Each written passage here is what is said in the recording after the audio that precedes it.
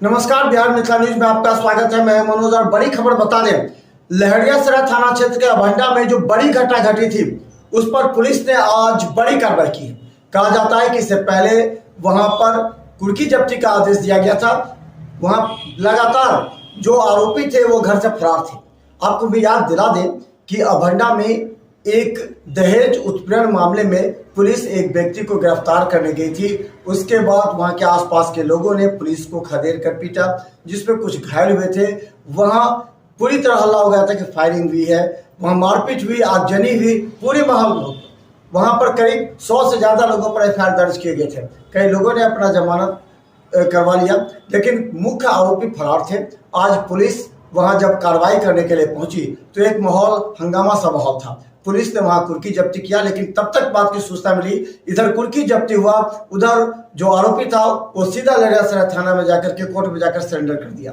तो इस बात की चर्चा है। देखिए, पूरी तरह बहादुरपुर सीओ और थाना प्रभारी के साथ पूरा फोर्स एक बार फिर अभंडा पहुंचा था कुर्की जब्ती के लिए। पूरी खबर हम दिखाते हैं। प्रधान न्यायाधीश परिवार न्यायालय समस्तीपुर का कुर्की है। इनका केस चल रहा था वहाँ, ये माननीय न्यायालय में उपस्थित नहीं हुए, इसीलिए इनके ऊपर कुर्की जब्ती की कार्रवाई की जा रही है। कितना नंबर केस है ये केस नंबर है इजराई वाद संख्या 170/23। क्या इसमें इससे पूर्व भी हुआ था, कुछ विवाद हुआ था, कुछ पदाधिकारी भी घायल हो गए थे? हाँ, करीब एक माह पर पूर्व यहाँ पे हम लोग करने आए थे कुर्की जब्ती, तो उसमें कुछ झगड़ा हुआ था और पुलिस पे हमला भी किया गया था, जिसमें कई पुलिसकर्मी जख्मी भी हुए थे। उस मामले में भी गिरफ्तारी 8 की हो चुकी है, अभी 9 का बाकी है। इसमें भी जितेंद्र कुमार वांटेड है। जी हाँ, 60 ml का 3 शराब का बोतल मिला है। हम लोग उसके लिए अलग से एफआईआर दर्ज करेंगे जितेंद्र कुमार के ऊपर।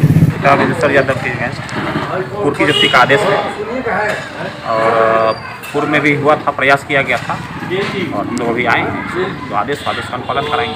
माननीय न्यायालय का जो आदेश उसका अनुपालन। इसमें तो जितेंद्र कुमार का सिंगल का नाम इसमें दिया गया है, ठीक है।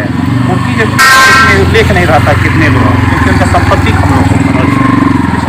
जी, आपका परिचय सर? हाँ जी, आपका परिचय?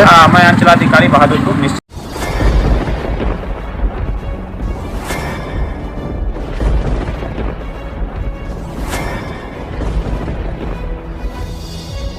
हम जीविका के सीआरपी छी 10 साल 12 साल से। एको गो पाई न हमरा के दरमाहा घरे घरे। संदेश देता है कि या प्रशासनिक अधिकारी सही तरह से एक्टिव नहीं है या फिर नीतीश सरकार कंट्रोल नहीं कर पा रही है। ये सरकार में कमी है जो सर, सरकार जो कंट्रोल नहीं कर पाती है सर। बाकी जो भी है सब एक ही तरह। मनोज बाबू, आप फटे दूध से छाली निकालने वाले लोग हैं, ब्रेकिंग न्यूज के मास्टर हैं। गरीब का ये सब गरीब का है ही नहीं। शासन सत्ताकार आदमी है, ये सब बर्बाद कर दिया बिहार को। तो निश्चित तौर पर केंद्र में भी हमारी सरकार होती है, बिहार में भी हमारी सरकार होती है, तो पलटू राम है फिर पलट जाती है।